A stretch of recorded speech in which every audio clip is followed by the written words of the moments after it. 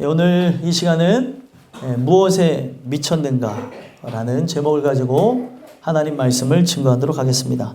여러분들과 제가 사도행전의 말씀을 함께 읽었는데, 사도행전은 성령 행전이라고도 불리는 책입니다.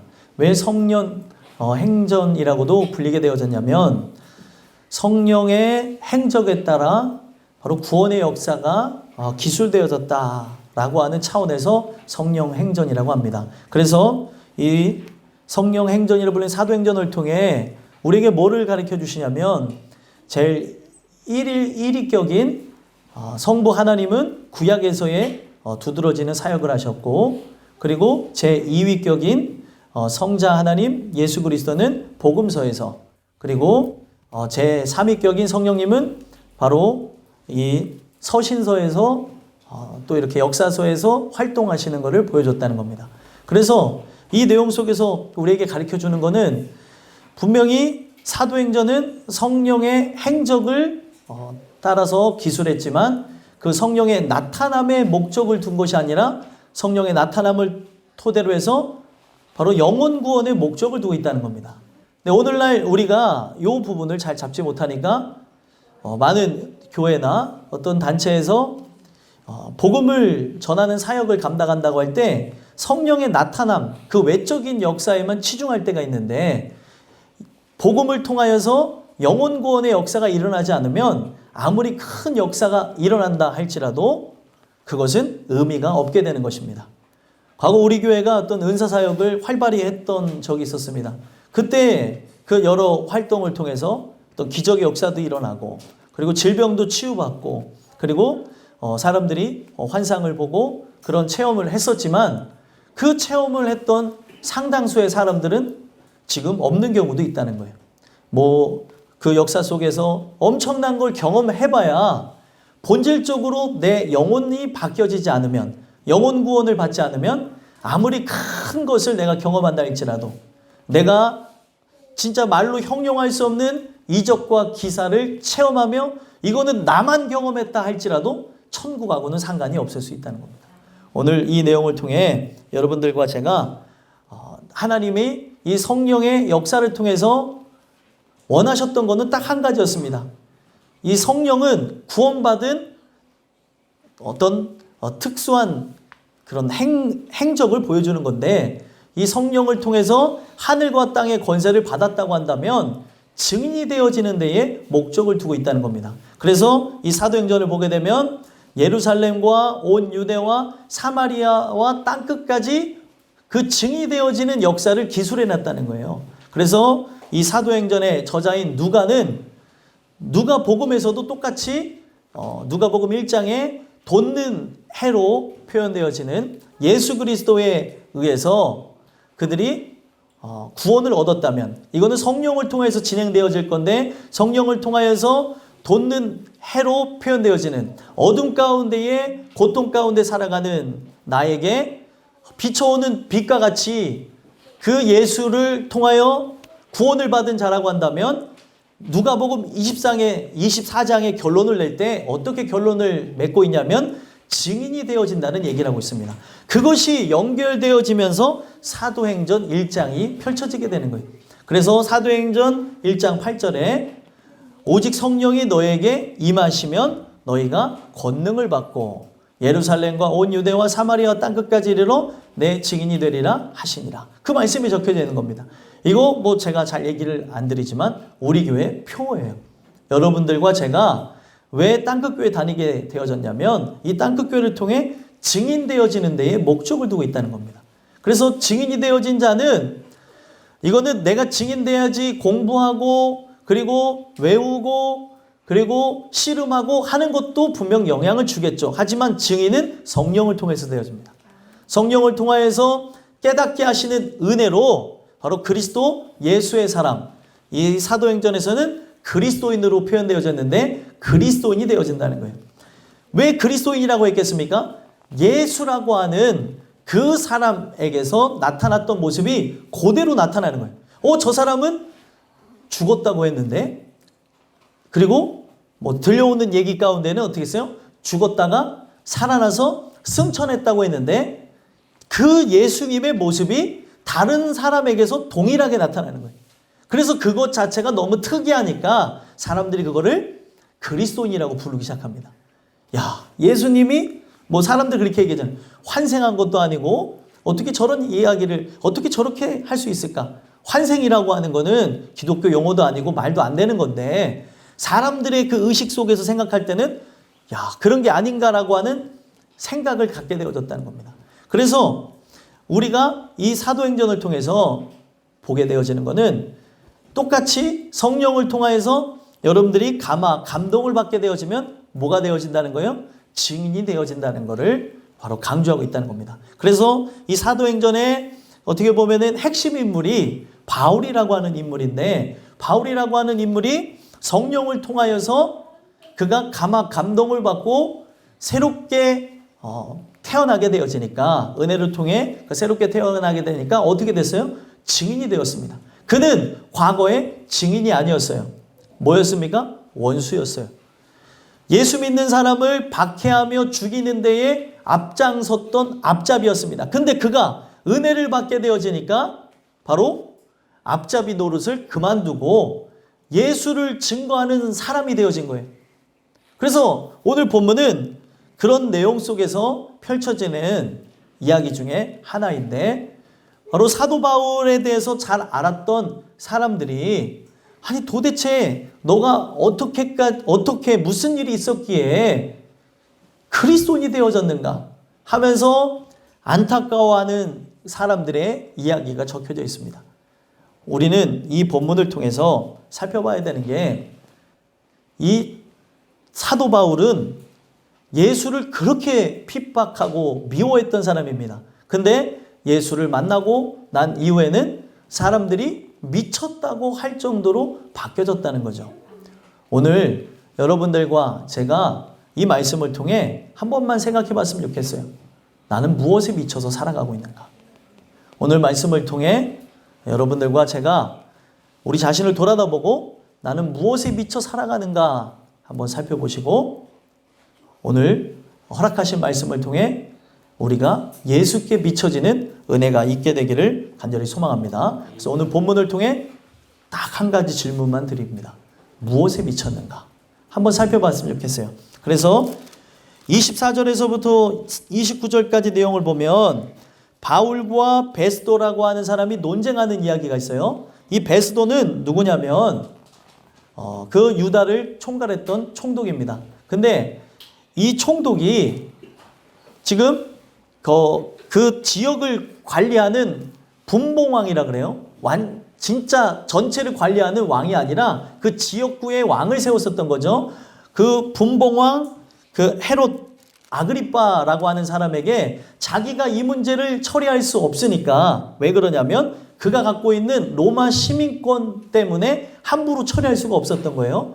그러니까 이 문제는 내가 해결할 수 없으니까 지금 헤롯 아그리빠라고 하는 분봉 왕에게 가서 지금 이 바울이라고 하는 사람들이 유대인으로부터 지금 고소를 당하게 되어졌는데 이 문제를 처리해 주십시오 하면서 대화하면서 펼쳐진 이야기입니다. 그랬더니 고소를 이제 받게 되어진 바울이 사람들 앞에서 얘기하는 거예요. 뭘 얘기하냐면 나는 지극히 정상이다. 지극히 정상이고 변론을 할 때 내가 예수라고 하는 그 분을 만나게 되어지는 걸 통해서 변화를 받았다고 하는 걸 얘기합니다. 자기는 어떤 존재였냐면 누구보다도 이 일에 대해서 박해하며 그리고 싫어했던 사람인데 하나님의 그 계획하심, 하나님의 역사를 깨닫게 된 거죠. 자신들의 민족과 또 이방인들을 구원하기 위해서 모세와 선지자들이 활동하며 구약의 얘기가 있었고 구약의 내용을 이루시기 위해 예수가 우리를 위해 죽으셨고 부활하셨고 승천했다는 것을 그가 깨닫게 되어졌다는 겁니다. 자기도 믿지 않았던 사람인데 이 바울은 자기를 드러내는 것을 그렇게 좋아하는 사람이 아니었습니다. 그래서 어떤 엄청난 기적과 이사와 간증이 있는데도 함구했던 그런 사람이에요. 그런데도 불구하고 이제 뭐 두세 번 정도 간증하는 이야기가 나옵니다. 왜 간증을 하냐면 예수를 높이기 위함이에요. 근데 사람들 간증 얘기를 들어보면 예수는 남지 않고 결국에 잘 먹고 잘 살았더라, 결국에 잘 됐더라 라고 하는 얘기만 남는 사람들이 있는데 이거는 온전한 간증이 아닙니다.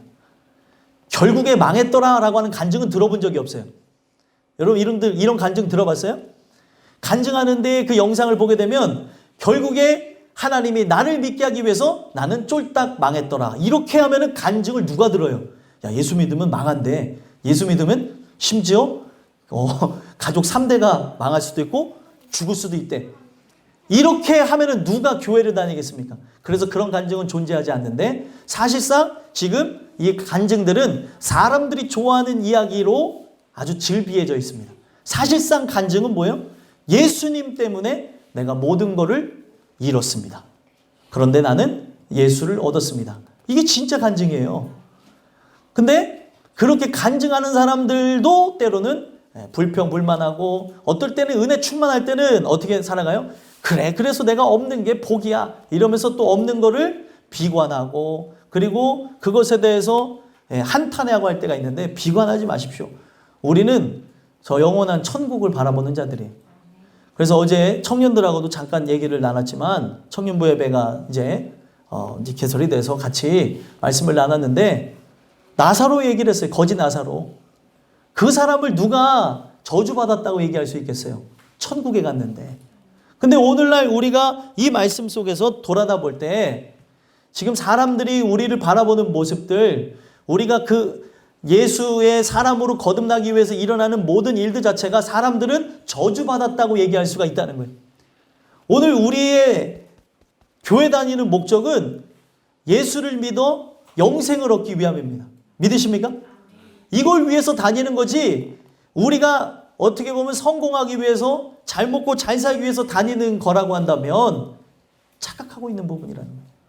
오늘 우리가 이 내용 속에서 살펴봐야 되는 게, 그렇게 예수에 대해서 박해했던, 싫어했던 바울을 예수님이 직접 만나주시는데, 이 저자가 누굽니까? 누가라 그랬잖아요. 누가이다 보니까 누가가 일관적인 메시지로 딱 증거하고 있는데, 지금 다메섹 도상으로 기독교인들을 박해하러 가던 중에 그 예수님을 만나는 장면을 보게 되어지는데, 그 예수님 만나는 장면 속에 어떤 얘기를 하고 있습니까? 바로 13절에, 26장 13절에 보니까, 왕이여 정오가 되어 길에서 보니 하늘로부터 해보다 더 밝은 빛이 나와 내 동행들을 둘러 비치는지다. 그래서 이 빛 가운데 누구를 만나요? 바울이 예수님을 만나요. 이 빛이 다른 사람들에게 비춰졌던 게 아니라 바울에게만 비춰졌습니다. 제가 소망하는 건 뭐냐면, 오늘 여기서 모든 사람들이 예배를 드리지만 빛이 비춰지는 분들이 있었으면 좋겠어요. 그 빛이 비춰지게 되면 변화가 일어나는 거예요. 어둠 가운데 살아가는 나, 은혜를 받지 않으면 내 본질은 무엇입니까? 마귀의 자녀입니다. 마귀의 자녀로 살아가는 나, 어둠인지도 모르는 나에게 빛이 비춰오게 되어짐으로 깨달음이 생겨나는 거예요. 아, 저분이 누구신가? 너를 박해하는, 네가 박해하는 예수라 하면서 만나게 되어지면서 그가 어떻게 되어집니까? 결국에 그 빛 때문에 눈이 멀어버리게 돼요. 그 눈이 멀어버리게 되어져서 아나니아라고 하는 그 선지자를 만나서 함께 기도하고 하는 것으로 눈을 뜨게 되어지는데, 그 내용 속에서 하나님은 강력한 메시지를 줍니다. 17절, 18절 한번 읽어볼까요? 읽어보겠습니다. 시작. 이스라엘과 이방인들에게서 내가 너를 구원하여 그들에게 보내어 그 눈을 뜨게 하여 어둠에서 빛으로, 사탄의 권세에서 하나님께로 돌아오게 하고, 죄사함과 나를 믿어 거룩하게 된 무리 가운데서 기업을 얻게 하리라 하더이다. 아멘. 지금 자신이 눈을 멀었다가 뜨게 되는 이 일을 통해서 사탄의 권세에서 돌아오는 것. 그러니까 성경은 제가 여러 번 말씀드렸는데, 맹인이 되었다 눈 뜨는 것을 어떻게까지 표현하냐면 죽었다가 살아나는 걸로 표현한다는 거예요. 그래서 유대인들은 눈을 잃어버리는 것을 거의 내 몸의 90%를 잃어버렸다고 표현을 한다는 거예요. 왜 그러냐면 사람이 이 수족이 절단된다 할지라도 눈으로 본다면 눈으로 보는 세상은 모든 걸 느낄 수가 있습니다. 그렇죠? 보는 것으로도 느낄 수가 있는데 보지를 못하면 상상을 한다는 거예요. 그러니까 이거는 아예 어둠 속에서 살아가니까 죽은 것처럼 표현을 했다는 거죠. 그랬던 지금 바울이 자기가 실제로 눈이 멀었다가 눈뜨게 되는 걸 눈뜨게 되는 이 사건을 통해서 얘기하는 게 뭐예요? 지금 맹이 되어져서 살아가는 저들을 눈을 뜨게 하는 사역을 하라는 거예요. 그래서 그걸 통해서 그가 깨닫게 되어지고 3년 반 동안 아라비아에서 기도하며 말씀에 전무한 다음에 그가 준비되어져서 사도로서 이제 역할을 하는 이야기가 나옵니다. 그 사도로서 역할을 하면서 1차 전도여행, 2차 전도여행, 3차 전도여행까지 하게 되면서 3차 전도여행 중 오늘 본문은 지금 로마에 가서 가이사에게 복음을 증거하겠다고 하는 큰 목적을 갖고 복음을 증거하던 중에 계속 상소를 받는 거죠. 공회 앞에서 이야기를 하니까 유대인들이 하나님을 모욕한다고 하면서 그들에게 결국에 고소를 당하게 되어지고 그 고소를 누가 이제 관리하게 되어졌습니까? 유대인 앞에서 했다가 그리고 공회 앞에서 했다가 공회에서도 안 되니까 거기에 이제 총독인 이제 벨릭스에게 가서 이 얘기를 얘기했더니 벨릭스의 아내가 그때 당시에 복음을 듣고 그리스도인이 돼버립니다. 그러니까 벨릭스가 이거를 처리할 수가 없으니까 2년 동안 구금하게 되어지고 그 2년 동안 구금한 다음에 자기의 총독 임기를 맞추고 베스도라고 하는 총독에게 그대로 물려주게 된 거예요. 그러니까 그 베스도가 지금 전임 총독도 처리하지 못했는데 자기가 바로 이 취임과 동시에 이 문제를 갖고 처리하겠다고 하면서 호기롭게 나갔다가 자기도 로마 시민권자니까 함부로 할 수 없으니까 누구에게까지 가는 거예요? 헤롯 이제 분봉왕 아그리빠에게까지 간 겁니다. 그래서 그 아그리빠에 가서 갖다 놨더니 목적이 뭐예요? 계속 이렇게 고소를 받아서 어디까지 가는 거예요? 로마에까지 가서 복음을 증거하는 것이 바로 사도 바울의 목적이었다는 거예요. 그러니까 그는 미쳤습니까? 안 미쳤습니까? 미쳤죠. 그렇게 해서 고소당하다가 결국에 황제 그 모욕죄로 그리고 거짓 비방 뭐 이런 죄로 인해서 충분히 죽을 수 있는 사회적인 문제가 있는데도 불구하고 죽음을 불사했습니다. 두려워하지 않았죠. 왜 그렇습니까? 천국을 바라봤다는 거예요. 천국을 바라보니까 지금 목적이 뭐예요? 복음 전하는 데에만 혈안이 되어져서 나의 삶의 모든 초점이 맞춰져 있다는 거예요. 자, 우리가 여기서 하나만 점검해 볼까요? 여러분들이 먹고 마시고 입고 살아가면서 공부하고 또 학습하고 그리고 직장 생활하고 가정을 꾸리고 하는 이유가 무엇입니까? 사도 바울은 목적 자체가 뭐였어요? 복음 전도였어요. 이것을 사람들에게 알게 해야 되니까 자기가 최후의 증인이라는 생각을 갖고 나갔다는 겁니다. 왜 최후의 증인이라는 생각을 갖고 나갔을까요? 이거는 하나님의 택정하심을 통해 일어나는 특이한 현상이에요. 증인이 되어진다는 것, 죄인이 변하여서 은혜 받은 죄인이 된다는 것은 하나님의 예정하심이 없으면 불가능한 겁니다. 아무리 호박이 자기가 백날 며칠을 기도한다 그래도 수박이 되지 않죠. 우리는 그걸 너무 잘 알고 있잖아요. 내가 이제는 노력해서 수박이 돼봐야지 주여 하면서 호박이 기도했다고 생각해보세요. 예를 들면요. 너무 그렇게 생각하지 마시고 호박이 변해서 수박이 될 수 있습니까? 변할 수 없어요. 저번 주에 나눴던 말씀이 뭐죠? 물이 변화해서 포도주가 되는 말씀을 나눴어요. 이거는 뭐냐면 불가능한 우리가 죄인이어서 본능적으로 하나님을 비방하며 욕하며 나를 위해 살아가는 이기적인 내가 예수를 위해 죽기까지 변하는 거예요. 이거는 어떻게 설명하겠습니까? 은혜를 통해서 얘기하는 거예요.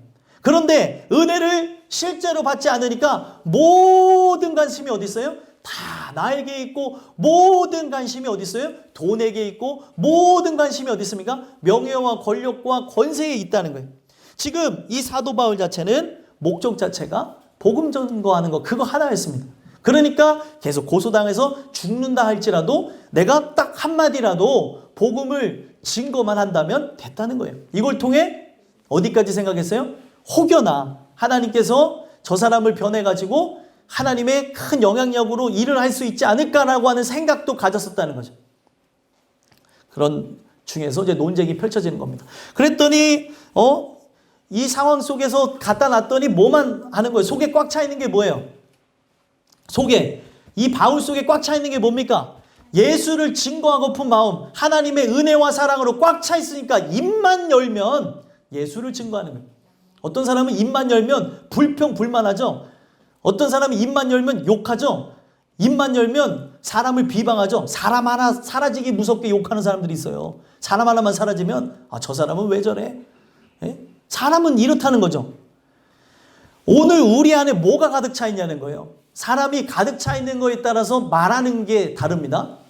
뭐 예를 들면은 그 안에 돈에 관심이 있는 사람은 돈을 어떻게 하면 들릴까 돈에 대해서만 얘기하고, 이제 결혼 정년기에 있는 사람들은 뭐만 얘기해요? 입만 열면은 남자들은 여자 얘기하고 여자들은 남자 얘기하고 관심이 다 거기가 있는 거예요. 학생들도 마찬가지고 또 어른들도 마찬가지고 자기가 지금 관심 갖고 있는 것, 자기가 미쳐 있는 거에 지금 꽉 차 있는 거에 입만 열면 그것을 얘기를 한다는 거예요. 사도 바울은 머리부터 발끝까지 예수로 꽉 차 있었습니다. 그동안에 있었던 모든, 이 사람은 굉장히 훌륭했던 사람이에요. 그때 당시에 그 가말리엘이라고 하는 사람의 문화생이었습니다. 이 사람은 당시 최고의 석학이었고 그 석학이 인정하는 수제자가 바울이었어요. 근데 이 바울은 예수를 만나는 것 동시에 그 모든 것을 배설물로 여겼다고 얘기하는 거예요. 그러니 그 사람이 예전에는 엄청 똑똑했는데 이 똑똑한 사람이 입만 열면 예수 얘기를 하고, 그 똑똑해가지고 율법도 연구하고 성경도 연구하고 뭐 그랬던 사람인데, 이 사람이 이것 때문에 예수 믿는 사람들을 박해하기까지 했는데, 아니 어느 날 그렇게 예수를 박해하던 사람이 그리스도인이 돼버리니까 어떤 생각을 갖는 거예요? 이해가 되지 않는 거예요. 도대체 저렇게 왜 저러는가 하면서 오늘 본문 24절에 보니까 베스도가 이 상황을 어떻게 정리합니까? 함께 읽어보겠습니다. 시작. 바울이 이같이 변명하매 베스도가 크게 소리내어 이르되 바울아 내가 미쳤도다. 내 많은 학문이 너를 미치게 한다 하니. 아멘. 그가 생각했을 때 뭐예요? 학문이 그를 미치게 했다고 얘기하는 거예요. 학문이 그들을 미치게 한 겁니까? 아니죠. 그는 미친 게 아니라 이제 정상이 되어진 거예요. 이제 본질이 바뀌어져서 영원한 걸 바라보게 되어진 겁니다. 근데 인간의 눈으로는 이해가 안 되는 거예요. 저 사람은 옛날에 욕하기를 즐겨하고, 저 사람은 비방하기를 좋아하고, 저 사람은 악독을 품기를 좋아하고, 패역하고 싸우고 늘 자기밖에 모르는 그런 사람이었는데 어떻게 저렇게 변화가 일어났지? 이해가 되지 않는 겁니다. 그리고 제일 중요한 건 뭐예요? 자기가 그렇게 핍박하고 박해하고 가장 싫어하던 예수의 사람이 되어진 거를 이해할 수가 없는 거예요. 그러니까 내린 결론이 뭐예요? 미쳤다는 거예요. 자, 여러분들에게 질문을 던지겠습니다. 누가 미친 사람이에요? 누가 미친 사람이에요? 베스도가 미친 사람입니까? 바울이 미친 사람입니까? 베스도가 미친 사람이죠. 그런데 우리는 베스도가 미친 사람이라고 말은 하는데 왜 여러분들은 안 미쳤냐는 거예요. 한번 생각해 볼 필요가 있지 않아요? 아니 지금 우리는 이 말씀 속에서, 이 말씀이 어려운 게 아니기 때문에 생각해 볼 때 지금 바울 보고 미쳤다고 하는 그 사람이 미친 거죠. 그런데 이게 왜 중요하냐면 세상이 봤을 때는 베스도가 정상이고 바울이 미친 게 맞습니다. 그래서 이 미쳤다고 하는 이 부분에 관해서 살펴보면은 자기를 잃어버린다라고 하는 뜻을 갖고 있어요. 자기를 잃어버린다. 그러니까 내가 알던 너가 아닌 거예요. 아니 너 바울이 이런 사람 아니잖아. 근데 왜 이렇게 변한 거야? 저 사람이 저랬나? 이렇게 생각이 드는 거죠. 그러니까 이 사람이 내린 결론에서는 너무 연구에 몰두하다 보니까 이 뇌에 이상이 왔구나. 이 머리에 분열이 왔구나. 그렇게 생각할 수밖에 없었던 거죠. 우리는 이 내용을 통해 살펴봐야 되는 게 하나님이 누가를 통해서 뭘 얘기하고 싶은 거예요? 오늘날 하나님의 은혜를 받지 않으면 모든 사람들은 세상에 미칠 수밖에 없다는 거예요. 베스도처럼 뭐가 미쳤는지를 모르게 만드는 거죠. 애나 어른이나 오늘날 은혜 받지 않으면 다 미쳐서 살아갑니다. 저도 좀 미친 것 같고 여러분들도 미친 것 같은데, 오늘 우리가 뭐냐면 은혜를 받게 되어지면 은혜를 통해 하나님이 자각하게 하셔서, 아, 내가 정상이 아니구나, 아, 내가 죄인이구나, 아, 내가 뭐를 위해 살아가지? 라고 하는 그런 질문을 하게 되어집니다. 이게 사실 커나가면서 일어나야 되는 건데, 이거는 이제는 자아 정체성을 찾는 것, 나는 어디서 왔고 어디로 가고 나는 누구이지? 라고 하는 질문을 사실 사춘기 때 가져야 되는 건데, 이제는 어른이 돼도 갖지 않냐고 그냥 돈을 버는 것, 그리고 그냥 살아가는 것, 그리고 상황에 맞춰서 가는 것 때문에 그대로 가고 있다는 거예요. 지금 여러분들이 살아가는 그 삶을 통해 여러분들이라고 하는 사람을 만들어가고 있습니다. 나는 이런 사람이에요, 저런 사람이에요 라고 하는 얘기를 들어볼 수 있죠. 애들을 통해서도 얘기하고, 그리고 어른들을 통해서도 얘기해요. 나 원래 이런 사람이야. 아, 원래 그런 사람일 수 있을 수 있습니다. 근데 돌아보면 원래 그런 사람이 아니었는데 살아가다 보니 그런 사람이 됐어요. 그렇죠? 내가 지금 이렇게 살다 보니까 좋은 게 좋은지도 모르겠고 나쁜 게 나쁜지도 모르면서 살다 보니 나는 엄마가 되어지고 아빠가 되어지고 또 어른이 되어지고 학생이 되어지고 살아가면서 내가 도대체 누구인지조차 모르고 살아가고 있다는 거예요. 마귀가 하는 게 뭐냐면 이 세상에 그대로 젖어서 나라고 하는 존재를 잃어버리는 데에 목적을 두고 있다는 거예요. 하나님이 오늘 이 말씀을 주시는 게 무엇입니까? 여러분들의 실제적인 정체성이 깨어나야 된다는 거예요. 은혜를 통해 하나님의 자녀라고 한다면 자녀로서의 정체성을 깨어나야 정상인이 되어지는 거죠. 그렇지 않으면 성경은 뭐라고 얘기냐면 이성 없는 짐승과 같이 본능에 따라서 하는 그것 때문에 망한다고 얘기하고 있습니다. 오늘 우리가 은혜를 받지 않으면 여러분들과 저는 본능에 의해서 살아가는 거예요. 본능에 충실한 겁니다. 그래서 그 유아기, 그리고 아동기, 그리고 청소년기, 성인기, 그리고 장년기, 노년기를 이제 거치면서 사람들이 어떻게 되어져요? 그냥 세대가 만들어 놓은 그런 흐름을 따라서 살아가며 그냥 젖어버리게 되어지고, 이게 진실인지 아니면 거짓인지 관심조차 갖지 못한 채 이성이 마비되어서 죽어가고 있다는 거예요. 여러분들 강아지 키우시는 분들도 많을 텐데, 강아지 얘기해서 죄송하지만 강아지는 본능으로 움직입니까? 네, 본능으로 움직이죠. 배고프면은 배고픈 거를 표현하고, 그리고 그의 몸에 이상 반응이 일어나는 거에 따라서 이제 그 본능을 해결하려고 하는 그런 모습을 봅니다. 근데 그런 모습들 자체가 사람에게 그대로 나타나고 있다는 거죠. 본능이 뭐냐는 거예요. 본능이.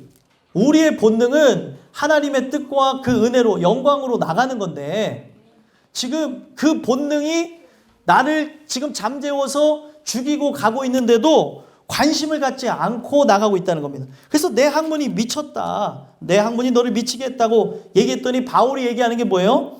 25절에 베스도 각하여 내가 미친 것이 아니고 참되고 온전한 말을 하나이다. 오늘 우리가 살펴봐야 되는 게, 세상이 보는 진짜 그리스도인들의 모습은 뭔 줄 아십니까? 요한복음 10장에 보게 되니까 예수님에게도 사람들이 하는 말이 저가 귀신 들려서 미쳤다고 하는 얘기를 해요. 귀신 들려서 미쳤다. 거기에 미쳤다고 하는 말이 지금 이 바울에게 미쳤다고 하는 단어랑 똑같은 거예요. 그러니까 세상이 바라보는 그 눈 자체가 여러분들을 볼 때 미친 사람이어야지 정상인 거예요. 아, 저 사람은 예수님 때문에 미쳤구나. 근데 저 사람을 보니까 아무리 봐도 정상인이에요. 그럼 그리스도인이 아닐 수도 있는 겁니다. 아니면 내 안에 생명이 들어와서 아직까지 자라나지 않아서일 수도 있는 거죠. 우리가 세상 가운데에 구분과 구별되어진 모습이 나타난다고 성경은 얘기하고 있는데, 증인으로서의 그 사명을 감당해야 되는데 거기서 그리스도인이라고 하는 말조차 못해요. 입을 함구하는 거죠. 아니, 내가 나중에 이 일을 감당한다 할지라도, 내가 어떤 일을 한다 할지라도 내가 해야 될 그런 본분이 있어. 나를 불러주시면 그리스도인인데 거기에 분위기와 상황과 또 형편과 처지 때문에 말을 못하는 거예요. 사회적 분위기가 그렇죠. 말단 사원이면은 거기에서 상사에게 어떻게 말하겠습니까? 뭐 예를 들면 뭐 흔히 얘기하는 일어나는 게 술을 탁 먹으라고 할 때 저는 안 먹습니다. 왜 안 먹어? 건강 때문에 안 먹습니다. 거기서 왜 예수님 때문에 못 먹는다고 말을 못 하시냐는 거예요. 생각해 볼 필요 있잖아요. 그냥 작은 것에서부터 큰 것에 이르기까지 오늘 우리 안에 무엇이 있냐는 거예요. 내가 이렇게까지 안 먹는 이유는 딱 한 가지입니다. 예수님 때문에. 예수님 때문에. 예수께 미쳤다고 한다면 그 미친 모습이 미쳐야지가 아니라 본질이 바뀌었기 때문에 여러분들 생각해 보세요. 미친 사람은 미친 행동을 하려고 하는 게 아니라 그냥 그게 자연스러운 거죠.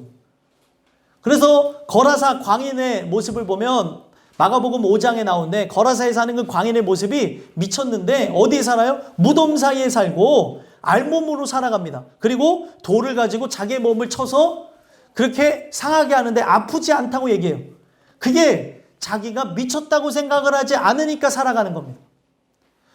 오늘날 사람들이 지금 내가 세상에 미쳐서 살아가는데 미친 줄을 모르고 그렇게 무덤 사이에 사는 걸 좋아하는 광인처럼 살아가는 거예요. 무덤 사이에 살아간다는 게 뭐예요? 죽음 가운데, 어둠 가운데 살아가고 있다는 거죠. 그리고 거기에 보면 돌을 갖고 자기 몸을 켜가지고 그렇게 하는데 아프지 않다는 거는 여러분들 돌로 쳤는데 안 아프다는 건 뭐예요? 쾌감이 있는 거예요. 이 돌로 내 몸을 치고 하는데도 쾌감이 있다는 거는 오늘 내가 이 죄악을 갖고 살아가는데도 어떤 모습이 있는 거예요?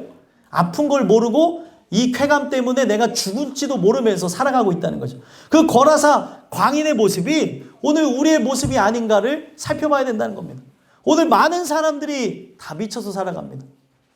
인간에 올라오는 육신의 정욕, 안목의 정욕, 이생의 자랑 때문에 내가 누굴 위해 살아가는지조차 모르고 살아가고 있어요.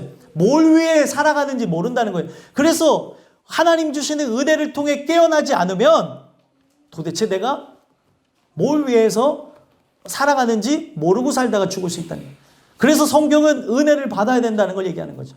그래서 결국에 이거를 눈을 감았다가 눈을 뜨는 것처럼 이걸 자체를 구원이라고 얘기하고 있고 이거 자체를 거듭남이라고 표현하고 있고 이걸 자체를 생명을 얻었다고 표현합니다. 오늘 우리의 살아가는 인생 속에 이 사도 바울은 은혜를 받고 보니까 내가 지금까지 추구했던 이 모든 것이 뭐라고 하는 걸 깨달았어요? 배설물이라는 걸 깨달았어요. 배설물. 내가 가지고 있었던 지식도 내가 추구했던 이 모든 것도 바로 다 배설물과 같다고 하는 걸 얘기합니다. 근데 오늘날 우리는 바울이 버린 그것들을 다 주워가지고 바울은 배설물이라고 불렀는데 그 배설물이 깨끗하다고 하면서 다 주워가고 있는 형국이라는 거예요.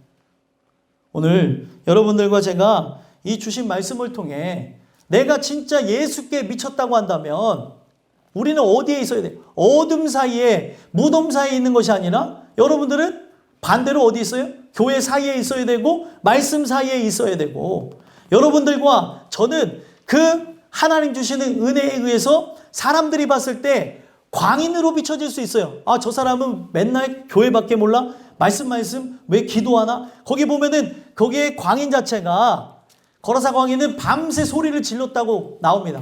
근데 이게 은혜를 통해서 예수께 미친 사람은 밤새 하나님을 찾는 거예요. 하나님 도와달라고. 하나님 날 좀 붙잡아 달라고. 마가복음의 5장에 나와 있는 이야기를 뒤집어서 한번 생각해 보자는 거예요.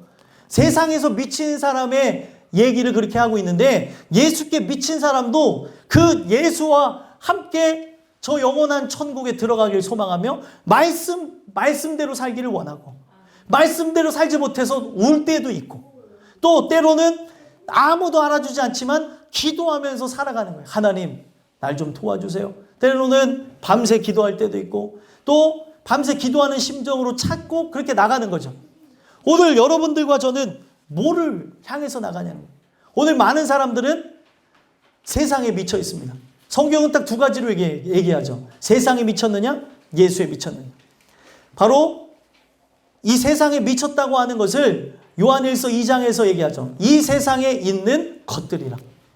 육신의 정욕, 안목의 정욕, 이생의 자랑. 이 세상에 있는 것들이라고 얘기하면서 오늘 우리가 그 은혜가 우리에게 오지 않으면 미칠 수밖에 없는 거예요. 본능입니다. 본능에 의해 살아가는 거예요. 이성이 없는 짐승과 같이 살아간다는 겁니다. 그래서 하나님 말씀을 들을 때 어떤 일이 일어나면 깨어나는 거예요. 지금도 우리가 이 말씀을 통해 제가 이 피치를 올리면 깨어날 때가 있잖아요. 깨어나면서 아 맞다, 내가 깜빡 졸았네 하면서 말씀을 들을 때가 있는 것처럼 깨어나면서 그 말씀이 내 영혼 가운데 들려지면서 어떤 일이 일어나는 겁니까? 내가 믿었던 것, 내가 의지했던 것, 사랑했던 것, 추구했던 것, 이 모든 것이 거짓일 수가 있고 다 썩어질 것이 있겠구나라는 것에서부터 출발합니다. 내가 지금까지 이런 엄청난 열심을 갖고 살았는데 내가 잘못된 열심을 갖고 살아가는 게 아닌가 돌아보게 되어진다는 거죠. 여기 보시면은 진짜 어린아이부터 어른애들까지 열심히 안 사는 사람이 아무도 없어요. 그런데 오늘 이 말씀을 통해 뭐를 봐야 되냐는 거예요. 이걸 통해서 뭐에 미쳤는지 봐야 되지 않겠습니까? 나는 예수에 미쳐서 내가 일을 하는 이유 자체도, 먹는 것 이유 자체도, 마시는 것 이유 자체도, 모든 것 자체가 지금 성령을 통하여서 증인이 되어진 바울과 같은 목적으로 살아가냐는 거예요. 직업에 귀천은 없습니다. 늘 요즘에 말씀드리는 거예요. 직업에 귀천은 없어요. 여러분들 살아가면서 훌륭한 사람 되면 좋겠지만 안 돼도 상관없습니다. 오늘 우리의 살아가는 인생 속에 각자 살아가는 삶의 편차는 있을 수 있으나 제일 중요한 예수에 의해서 거듭나는 역사, 사람들이 봤을 때 미쳤다고 하는 이런 것들이 우리에게 일어나지 않는다면 우리를 돌아봐야 된다는 거예요. 성경은 지금 사도 바울에게 나타난 이 현상 자체를 마태복음 5장에 있는 말씀을 통해서 보니까 복받았다고 얘기하고 있어요. 복받은 자의 마지막은 뭐예요? 의를 위하여 핍박을 받고 박해를 받는 자는 복이 있나니 바로 천국에서 상이 큼이라. 천국이 저희 것임이라. 이런 말씀을 주고 있다는 거죠. 그래서 그가 증인이 되어지려고 해서 되어진 게 아니라 은혜가 그를 증인이 되게 하게 하셨고 그가 바로 입만 열면 증인이 되었을 때 이게 진짜기 때문에 그렇습니다. 근데 답답한 게 뭐예요? 진짜인데 진짜를 믿지 아니하고 가짜를 믿고 나가는 걸 보게 되어진다는 거예요. 성경에 보게 되면 참 선지자와 거짓 선지자의 얘기가 나옵니다. 근데 그 전쟁에 나갈 때에 물어보긴 왜 물어봐요? 어차피 안 할 거면서. 물어본 다음에 사람들은 웃긴 게 뭐냐면 물어보고 나서 자기가 하고 싶은 대로 할 거면서 성경에 보면 물어봅니다. 그랬더니 물어봤더니 자기가 원하는 답변이 안 나온 거예요. 그런데 마침 거짓 선지자가 자기 마음을 시원하게 하는 얘기를 들으니까 이 얘기가 참이구만. 이거를 원했기 때문에 그 얘기가 참으로 들리는 거죠. 내가 오늘 원하는 것과 반대인 것이 하나님 말씀일 경우가 더 많습니다. 인간 자체는 부패했기 때문에 하나님의 생각과 인간의 생각은 엄청난 차이가 있어요. 그래서 거기 보게 되면은 그 아하방이 그 거짓 선지자의 얘기를 듣고 나가서 결국에 전쟁에서 죽고 하는 그런 안타까운 일들을 봤다는 거예요. 오늘 우리에게 일어나는 현상이랑 똑같죠. 오늘 하나님의 그 말씀을 통하여서 우리를 돌아다보고 우리가 하나님 뜻대로 살기를 원해야 되는데 내 마음이 부패했기 때문에 아무리 말씀을 해줘도 그렇게 살고픈 생각이 없는 거예요. 오늘 여러분들과 제가 주시는 이 말씀을 통해서 지금 바울에게 일어난 현상은 모든 걸 버려버리는 현상이었어요. 돈과 명예와 권력과 권세와 자기의 출신과 자기 갖고 있는 능력을 다 버려버리는 일. 그러니까 세상 사람들이 봤을 때는 이해할 수가 없는 거죠. 미치지 않고서는 저렇게 할 수가 없는데 왜 저런 길을 걸어가냐는 거예요. 오늘 이 허락해 주신 이 말씀을 통해서 여러분들과 제가 한번 살펴봤으면 좋겠어요. 지금 이 헤롯 아그리빠 왕은 유대인입니다. 그 유대인으로서 말씀에 대해서 다 알고 있는데 그가 예수가 죽으시고 부활했다는 소식을 들었을까요? 못 들었을까요? 들었습니다. 이거 자체는 엄청난 큰 이슈였어요. 그때 당시에. 박해하던 그가 하나님의 아들이었다는 건 엄청난 충격이죠. 거기에는 뭐예요? 내가 가담했기 때문에 더 큰 충격이 있었던 거예요. 그런데 정치적으로는 뭐예요? 이거를 막아야 사는 거예요. 그가 만약에 하나님 아들이었다고 하면은 지금 민심이 흉흉해져가고 그 큰 문제가 생겨날 것 같으니까 막아야 되는 그런 위치에 있으니까 지금 사도 바울은 전곡을 찌르면서 얘기하는 게 26절, 27절 한번 읽어볼까요? 읽어보겠습니다. 시작. 왕께서는 이 일을 아시기로 내가 왕께 담대히 말하노니 이 일에 하나라도 아시지 못함이 없는 줄 믿나이다. 이 일은 한쪽 구석에서 행한 것이 아니니이다. 아그리빠 왕이여 선지자를 믿으시나이까? 믿으시는 줄 아나이다. 아멘. 지금 아그리빠 왕은 소식을 들었어요. 그래서 소식을 들어서 긴가민가 또 의심이 들기도 하고 답답하기도 한 그때에 복음을 통하여서 구원받은 사도 바울을 통하여서 그 이야기를 하는 거예요. 우리가 진짜 예수를 죽인 그 죄를 회개해야 되고 나 때문에 그분이 죽게 되어졌다는 걸 회개하고 죄사함을 받을 때 우리는 살 수 있습니다. 그 이야기를 하는 거죠. 그랬더니 아그리빠도 자기의 그런 위치를 내려놓을 수가 없습니다. 여러분들 은혜가 뭔 줄 아십니까? 자기의 위치를 내려놓는 거예요. 나라고 하는 걸 포기하는 겁니다. 나라고 하는 자기의 권리를 내려놓는 게 은혜예요. 그래서 엄마라고 하는 위치를 부정하게 될 수도 있고 아빠라고 하는 위치를 부정하게 되어지기도 하고 자녀로서의 위치 떨어지기도 하고 그리고 오늘날 살아가면서 내가 이렇게 하면은 성공하고 저 사람은 참 대단한 사람에 인정받을 수 있는 그 길도 그 권리를 포기할 수 있는 게 믿음이요 은혜라는 겁니다. 근데 아그리빠는 뭐예요? 자기의 권리를 포기할 수 없는 거죠. 권력과 권세 거기까지 올라가기까지 얼마나 애썼겠습니까? 포기하기가 어려운 거예요. 여기서 무너지면 안 되니까 아그리빠가 어떤 얘기합니까? 28절 읽어보겠습니다. 읽겠습니다. 시작. 아그리빠가 바울에게 이르되 내가 적은 말로 나를 권하여 그리스도인이 되게 하려 하는도다. 아멘. 바울에게 얘기하는 게 뭐예요? 적은 말로 나를 권하여 그리스도인이 되게 하는도다. 작은 말이에요? 아니 큰 말이에요? 큰 말이죠. 복음이죠. 찾는 자에게는 복음입니다. 고민하는 사람에게는 진짜 필요한 거죠. 이 말씀 자체를 폄하해버립니다. 바닥으로 깎아요. 왜 그렇습니까? 자기가 지금 갖고 있는 권위로 하나님의 말씀 자체를 누르려고 하는 거죠. 이거를 전한 하나님의 말씀 앞에 굴복되어지게 되면 자기의 권위도 내려놓고 뭐가 되어야 되는 거예요? 죄인이 되어야 되는 거잖아요. 이 죄인이 되어지는 게 쉽냐는 거예요. 자기의 의로는 절대 되어질 수 없습니다. 은혜를 받아야지만 어떤 그 권자에 앉아 있을지라도 내려올 수가 있는 게 은혜예요. 오늘 여러분들과 제가 이 내용을 통해서 돌아봤으면 좋겠어요. 나는 무엇에 미쳤는가? 세상 사람들 다 미쳐 살아가잖아요. 저도 미친 게 너무나 많아서 탈인데 예수께 미쳐야 되는데 예수께 미치지 않고 자꾸 세상 사람들처럼 정상인이 되게 되어지고 또 본능에 입각해서 그 모든 부분에서 자꾸 빠지게 되는 제 모습을 볼 때 살고 싶은 생각이 없어질 때가 있어요. 왜 그런 얘기를 하는 줄 아십니까? 이 세상에 살아서 자꾸 죄 짓는 내가 너무 싫은 거예요. 자살하겠다는 얘기가 아닙니다. 오해하지 마십시오. 제가 살아가면서 자꾸 죄 짓는 내 모습이 싫은 거예요.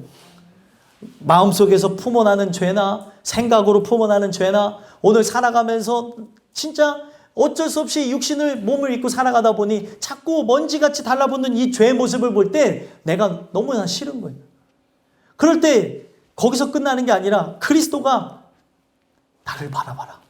너는 나를 바라봐야지 산다는 걸 가르쳐 주셔서 오늘도 제가 여러분들 앞에 의로워서 선 게 아니라 그의 공로로 서서 얘기하는 거예요. 여러분보다 더 더러운 게 접니다. 근데도 하나님의 공로로 서서 오늘도 얘기하는 거예요. 우리가 이 은혜 아니면 어찌 살아갈 수 있냐는 거예요. 여러분들과 제가 이 주신 말씀을 통해서 우리의 그런 모습들, 연약함을 내려놓는 은혜가 있었으면 좋겠습니다.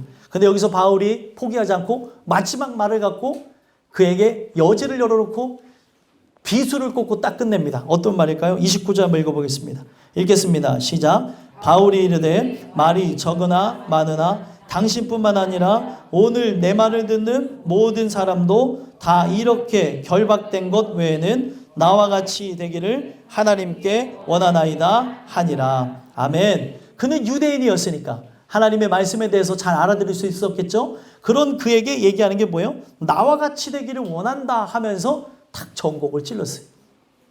그리고 이 내용 자체는 여기서 끝나게 되어지고 바로 자기가 판결을 내릴 수가 없어서 로마 이송을 결정하고 30절에서 32절까지 내용을 보니까 이제 끝을 이제 맺게 되어지는 걸 보게 되어지는데 여러분들, 우리는 이 내용 속에서 결론부를 어떻게 가져야 될까요? 여러분들과 제가 영혼이 요구하는 그 필요를 여러분들이 안다면 다 바울같이 되길 원할 겁니다.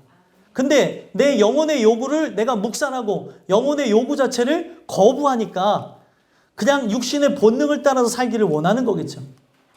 여러분들, 이 본능을 따라 살아가는 즐거움도 있지만 바로 영혼의 만족함을 주시는 예수로 인해서 주시는 즐거움이 더 큽니다. 그거를 깨닫게 되어지고 알게 되는 저와 여러분들이 됐으면 좋겠어요. 그리고 이 말씀을 통해 본질이 바뀌어지는 은혜가 있었으면 좋겠어요. 본질이 바뀌어지지 않으면 불가능해요. 성경은 이렇게 새롭게 태어난 것, 미쳤다고 하는 자극적인 이야기를 통해 세상과는 확연히 다른, 우리가 정상이 아닌 사람을 보면 정상이 아닌 걸 딱 한눈에 알아보듯이 여러분들이 그리스도인이라는 것을 여러분들의 삶의 모습을 통해서 한눈에 알아볼 수 있어야 된다는 거예요. 여러분들과 제가 이런 은혜가 내가 진짜 하나님을 찾고 의지하고 하나님을 바라는 것으로 나타나셨으면 좋겠고요. 하나님의 것으로 분리되어지는 그런 은혜가 여러분들한테 입혀짐으로 내가 예수께 미친 것으로 저 영원한 천국이 여러분들의 것이 되어지는 은혜가 있게 되기를 간절히 소망합니다. 기도하겠습니다. 하나님,